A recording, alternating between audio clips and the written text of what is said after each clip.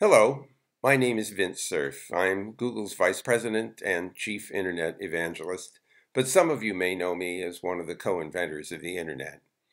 I'm speaking to you today at the invitation of Melinda Ankerfer, a neuroscientist at Stanford University, and of course I do anything for my Stanford colleagues.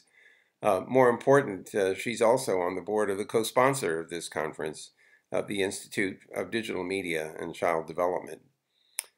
My interest in all this as a layperson is to understand more fully what happens as our young brains are interacting with online resources, the kinds of video games that we see children playing, or the tablets and pads, keyboards, laptops, desktops that have become increasingly available to and used by young people.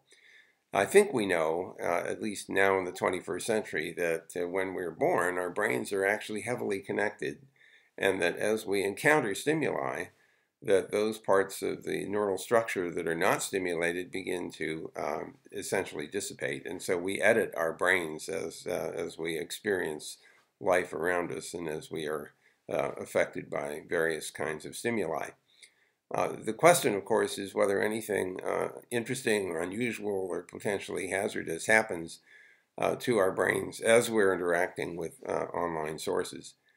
And that's why this conference is so important, because we don't know the answer to that question, and there is a research agenda which needs to be developed and presumably prioritized so that we can find out answers to that question.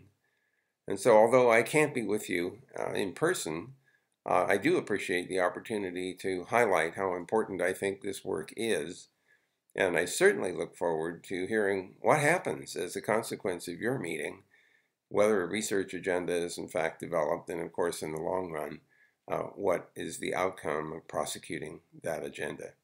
So although I can't be there with you in person, I will see you on the net.